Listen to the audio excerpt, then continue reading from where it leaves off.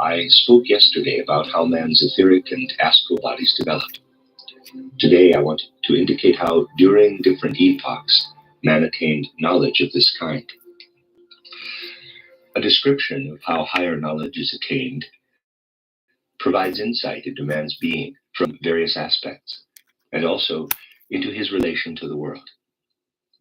It is by no means necessary that everyone should be able to repeat these practices, but a description of how higher knowledge was arrived at in the past and how it is arrived at now will throw light on matters of vital importance for every individual. The paths by which, in very remote times, man acquired supersensible knowledge were very different from those appropriate today. I have often drawn attention to the fact that in ancient times man possessed a faculty of instinctive clairvoyance. This clairvoyance went through many different phases to become what may be described as modern man's consciousness of the world, a consciousness out of which a higher one can be developed. In my books titled Occult Science and Outline and titled Knowledge of the Higher Worlds and Its Attainment, and other writings, is described how man, at present, when he understands his own times, can attain higher knowledge. Today I want to describe these things from a certain aspect, with reference to what was said yesterday.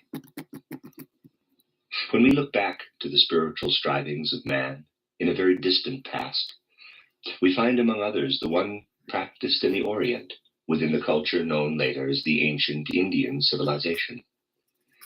Many people nowadays are returning to what was practiced then, because they cannot rouse themselves to the realization that in order to penetrate into supersensible worlds, every epoch must follow its own appropriate path.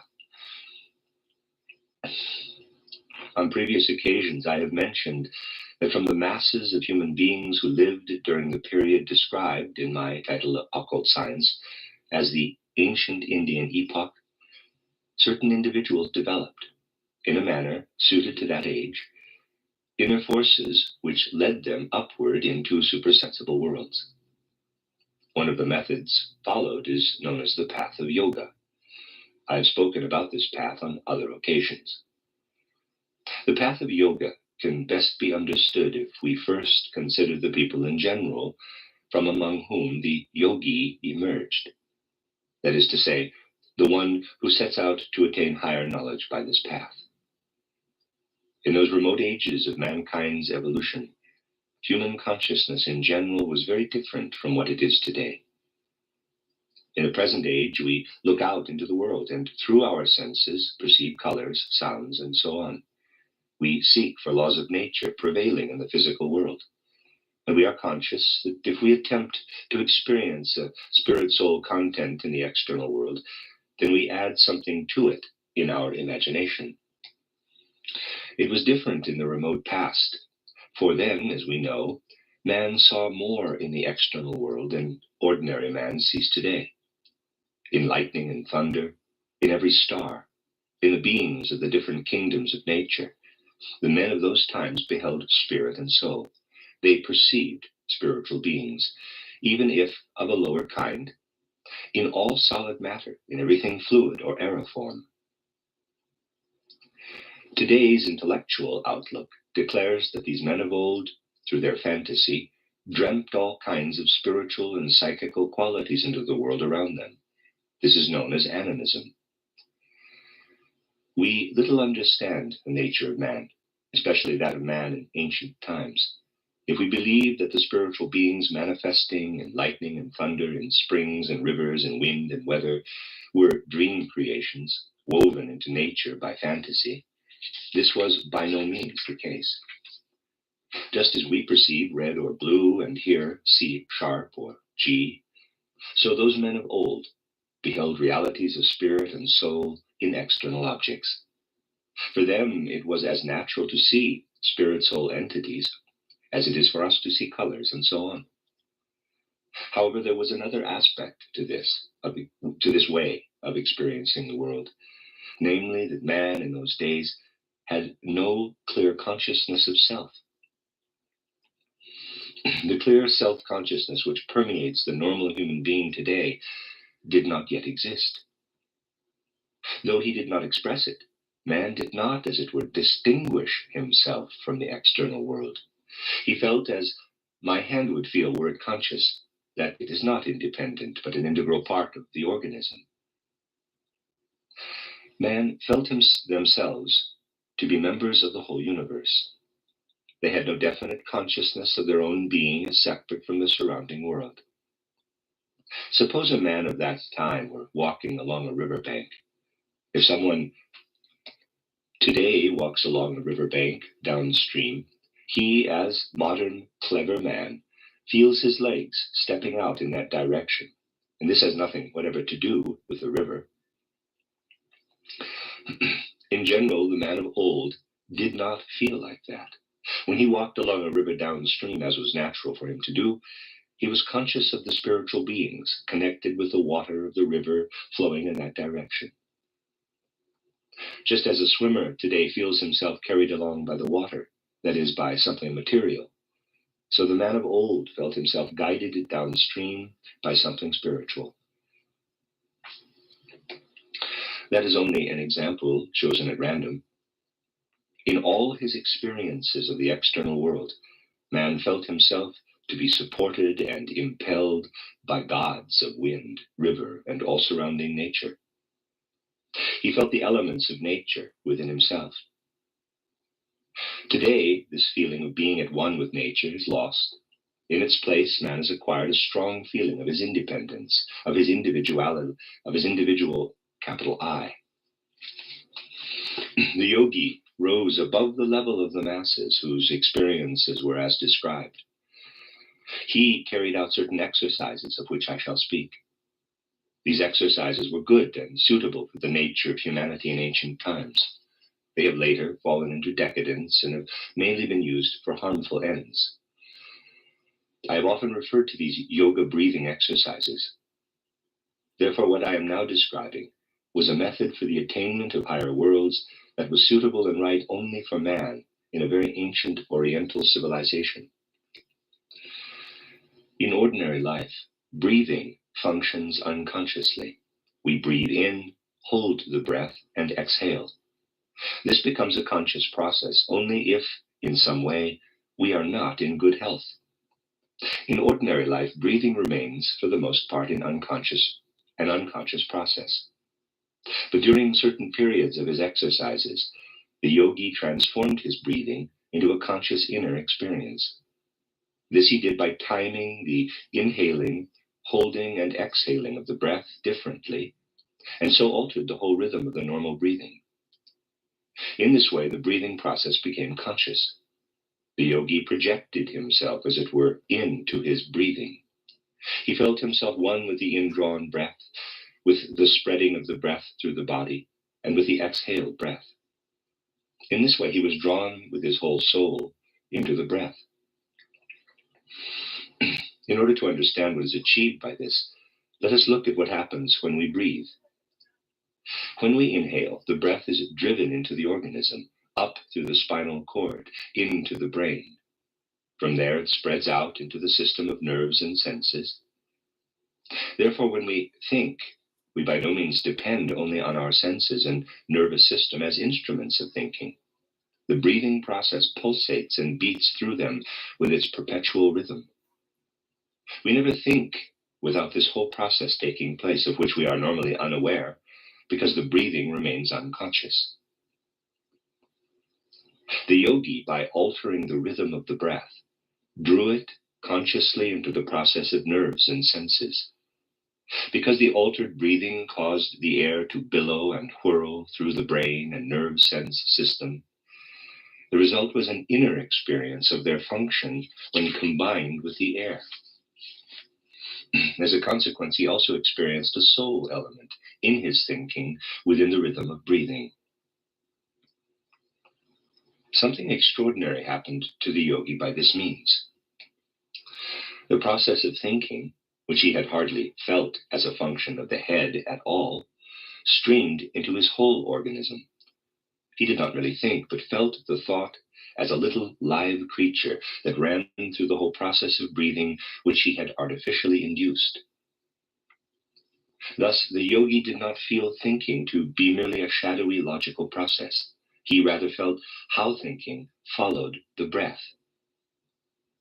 When he inhaled, he felt he was taking something from the external world into himself, which he then let flow with the breath into his thinking. With his thoughts, he took hold, as it were, of that which he had inhaled with the air and spread through his whole organism. The result of this was that there arose in the yogi an enhanced feeling of his own I, an intensified feeling of self. He felt his thinking pervading his whole being. This made him aware of his thinking, particularly in the rhythmic air current within him. This had a very definite effect upon the yogi. When man today is aware of himself within the physical world, he quite rightly does not pay attention to his thinking as such. His senses inform him about the external world, and when he looks back upon himself, he perceives at least a portion of his own being. This gives him a picture of how man is placed within the world between birth and death. The yogi radiated the ensouled thoughts into the breath. This soul-filled thinking pulsated through his inner being, with the result that there arose in him an enhanced feeling of selfhood. But in this experience, he did not feel himself living between birth and death in the physical world, surrounded by nature. He felt carried back in memory to the time before he descended to the earth. That is, to the time when he was a spiritual soul being in a spiritual soul world. In normal consciousness today, man can reawaken experiences of the past. He may, for instance, have a vivid recollection of some event that took place 10 years ago in a wood, perhaps. He distinctly remembers all the details, the whole mood and setting. In just the same way did the yogi, through his changed breathing, feel himself drawn back into the wood and atmosphere, into the whole setting of a spiritual soul world in which he had been as a spiritual soul being. There he felt quite differently about the world than he felt in his normal consciousness. The result of the changed relationship of the now awakened selfhood to the whole universe gave rise to the wonderful poems, of which the Bhagavad Gita is a beautiful example. In the Bhagavad Gita, we read wonderful descriptions of how the human soul, immersed in the phenomena of nature, partakes of every secret, steeping itself in the mysteries of the world. These descriptions are all reproductions of memories called up by means of yoga breathing of the soul, when it was as yet only soul and lived within a spiritual universe. In order to read the ancient writings, such as the Bhagavad Gita, with understanding, one must be conscious of what speaks through them. The soul, with enhanced feeling of selfhood, is transported into its past in the spiritual world, and is relating what Krishna and other ancient initiates had experienced there through their heightened self-consciousness. Thus, it can be said that those sages of old rose to a higher level of consciousness than that of the masses of people. The initiates strictly isolated the quote-unquote self from the external world. This came about not for any egoistical reason, but as a result of the changed process of breathing, in which the soul, as it were, dove down into the rhythm of the inner air current. By this method, a path into the spiritual world was sought in ancient times. Later, this path underwent modification. In very ancient times, the yogi felt how in the transformed breathing his thoughts were submerged in the currents of breath, running through them like little snakes. He felt himself to be part of a weaving cosmic life, and this feeling expressed itself in certain words and sayings. When these experiences were revealed, what I have described was gradually felt less intensely within the breath. It no longer remained within the breathing process itself. Rather were the words breathed out and formed of themselves rhythmic speech. Thus the changed breathing led through the words carried by the breath to the creation of mantrams, whereas formerly the process and experience of breathing was the most essential. Now these poetic sayings assumed primary importance. They passed over into tradition, into the historical consciousness of man, and subsequently gave birth later to rhythm, meter, and so on in poetry. The basic laws of speech, which are to be seen, for instance, in the pentameter and hexameter, as used in ancient Greece, point back to what had once, long before, been an experience of the breathing process. An experience which transported man from the world in which he was living between birth and death into a world of spirit and soul. This is not the path modern man should seek into the spiritual world. He must rise into higher worlds, not by the detour of the breath, but along the more inward path of thinking itself.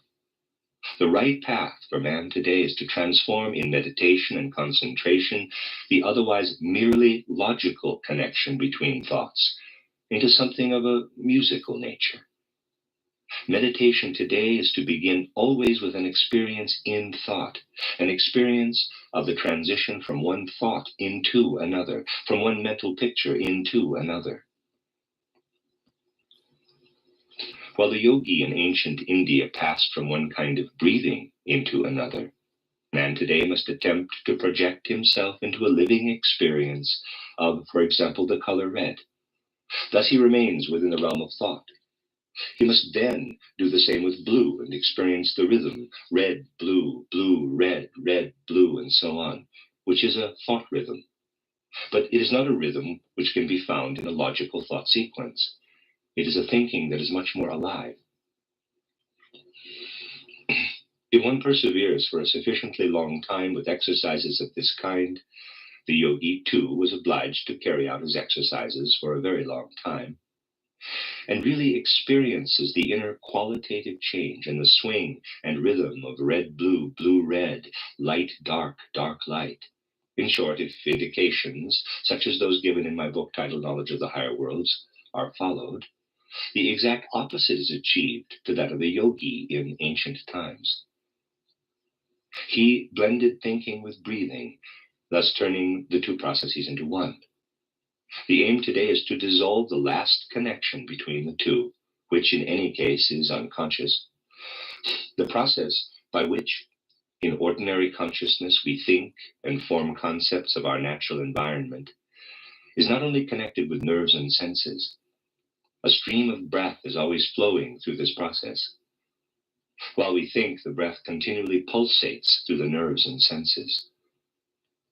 All modern exercises in meditation aim at entirely separating thinking from breathing. Thinking is not, on this account, torn out of rhythm, because as thinking becomes separated from the inner rhythm of breath, it is gradually linked to an external rhythm. By setting thinking free from the breath, we let it stream, as it were, into the rhythm of the external world. The yogi turned back into his own rhythm.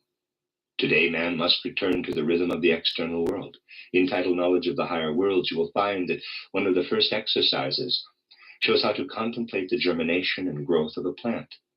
This meditation works towards separating thinking from the breath and to let it dive down into the growth forces of the plant itself. Thinking must pass over into the rhythm pervading the external world.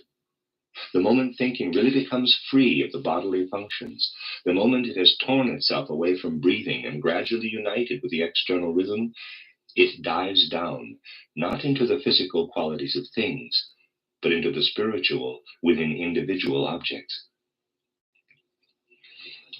We look at a plant, it is green, and its blossoms are red. This our eyes tell us, and our intellect confirms the fact. This is the reaction of ordinary consciousness.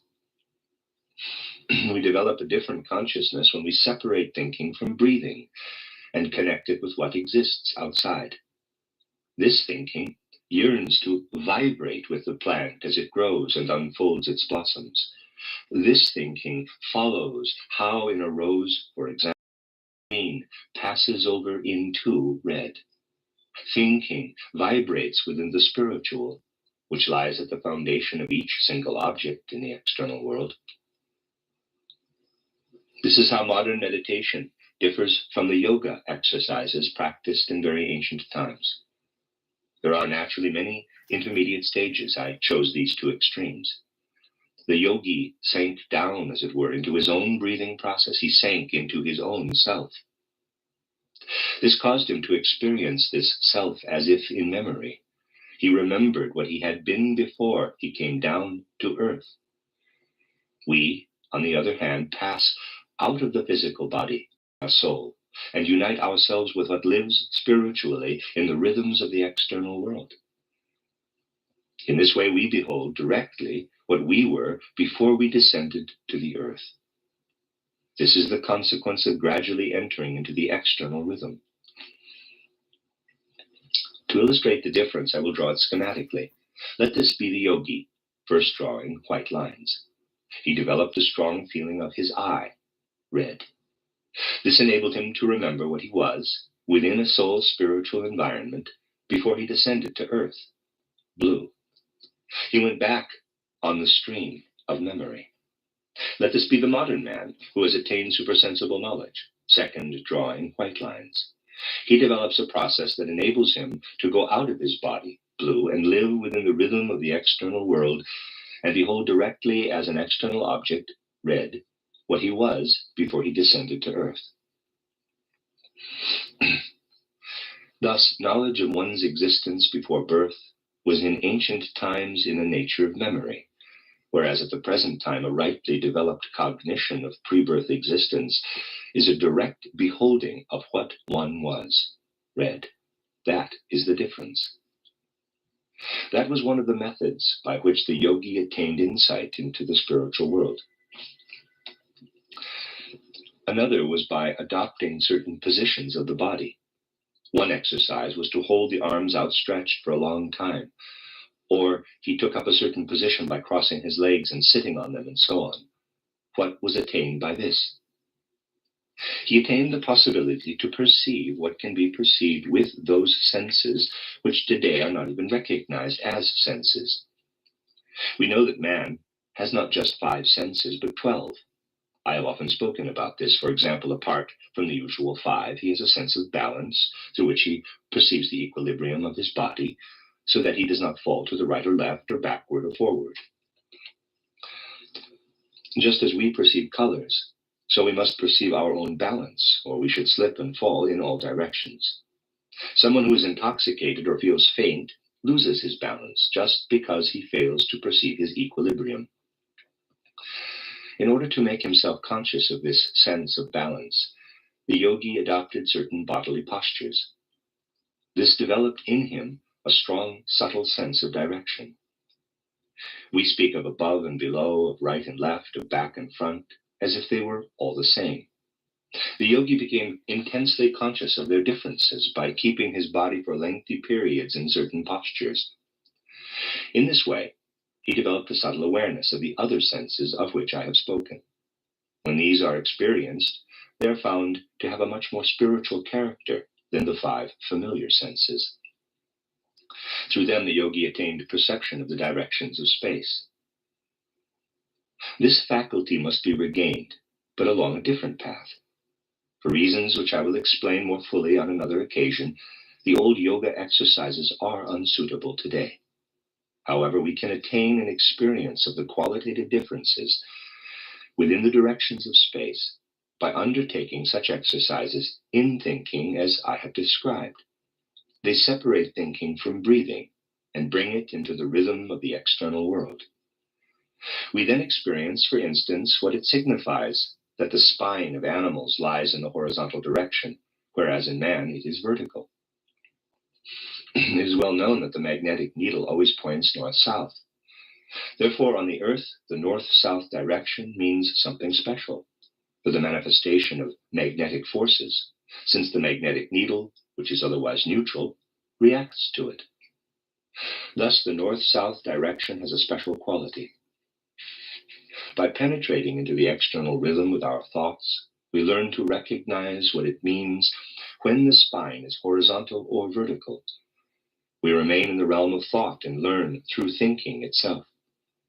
The Indian yogi learned it too, but by crossing his legs and sitting on them, and by keeping his arms raised for a long time. Thus he learned from the bodily postures the significance of the invisible directions of space.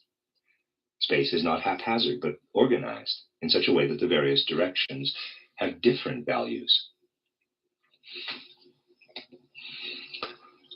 The exercises that have been described, which lead man into higher worlds, are mainly exercises in the realm of thought. There are exercises of an opposite kind. Among them are the various methods employed in asceticism. One such method is the suppression of the normal function of the physical body through inflicting pain and all kinds of deprivations. It is practically impossible for modern man to form an adequate idea of the extremes to which such exercises were carried by ascetics in former times. Modern man prefers to be as firmly as possible within his physical body. But whenever the ascetic suppressed some function of the body by means of physical pain, his spirit soul nature drew out of his organism. In normal life, the soul and spirit of man are connected with the physical organism between birth and death, in accordance with the human organization as a whole. When the bodily functions are suppressed through ascetic practices, something occurs which is similar to when today someone sustains an injury. When one knows how modern man generally reacts to some slight hurt, then it is clear that there is a great difference between that and what the ascetic endured just to make his soul organism free. The ascetic experienced the spiritual world with the soul organism that had been driven out through such practices. Nearly all of the earlier great religious revelations originated in this way. Those concerned with modern religious life make light of these things. They declare the great religious revelations to be poetic fiction, maintaining that whatever insight man acquires should not cause pain. The seekers of religious truths in former times did not take this view. They were quite clear about the fact that when man is completely bound up with his organism, as of necessity he must be for his earthly tasks, the game was not to portray unworldliness as an ideal. Then he cannot have spiritual experiences. The ascetics in former times sought spiritual experiences by suppressing bodily life and even inflicting pain. Whenever pain drove out spirit and soul from a bodily member, that part which was driven out experienced the spiritual world. The great religions have not been attained without pain, but rather through great suffering. These fruits of human strivings are today accepted through faith. Faith and knowledge are neatly separated. Knowledge of the external world in the form of natural science is acquired through the head. As the head has a thick skull, this causes no pain, especially as this knowledge, it consists of extremely abstract concepts. On the other hand, those concepts handed down as venerable traditions are accepted simply through faith. It must be said, though, that basically knowledge and faith have in common the fact that today one is willing to accept only knowledge that can be acquired painlessly. And faith does not hurt any more than science, though its knowledge was originally attained through great pain and suffering. Despite all that has been said, the way of the ascetic cannot be the way for present-day man. On some other occasion, we will consider the reason. In our time, it is perfectly possible, through inner self-discipline and training of the will, to take in hand one's development, which is otherwise left to education and the experiences of life. One's personality can be strengthened by training the will. One can, for example, say to oneself, "Within 5 years I shall acquire a new habit, and during that time I shall concentrate my whole willpower upon achieving it." When the will is trained in this way for the sake of inner perfection, then one loosens, without ascetic practices, the soul spiritual from the bodily nature. The first discovery, when such training of the will is undertaken for the sake of self-improvement, is that a continuous effort is needed. Every day something must be achieved inwardly.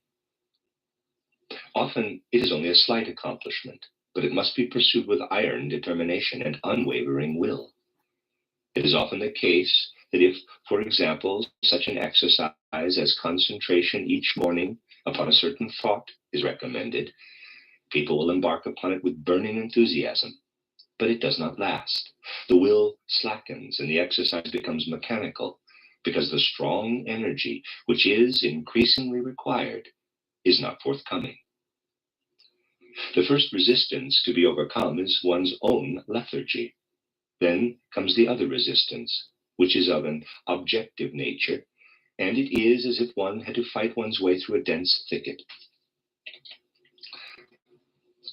After that, one reaches the experience that hurts, because thinking, which has gradually become strong and alive, has found its way into the rhythm of the external world and begins to perceive the direction of space. In fact, perceive what is alive. One discovers that higher knowledge is attainable only through pain. I can well picture people today who want to embark upon the path leading to higher worlds. They make a start, and the first delicate spiritual cognition appears. This causes pain, so they say they are ill. When something causes pain, one must be ill. However, the attainment of higher knowledge will often be accompanied by great pain, yet one is not ill. No doubt it is more comfortable to seek a cure than continue the path. Attempts must be made to overcome this pain of the soul, which becomes ever greater as one advances. While it is easier to have something prescribed than continue the exercises, no higher knowledge is attained that way. Provided the body is robust and fit for dealing with external life, as is normally the case at the present time, this immersion in pain and suffering becomes purely an inner soul path in which the body does not participate. When man allows knowledge to approach him in this way, then the pain he endures signifies that he is attaining those regions of spiritual life out of which the great religions were born. The great religious truths which fill our soul with awe, conveying as they do those lofty regions in which, for example, our immortality is rooted,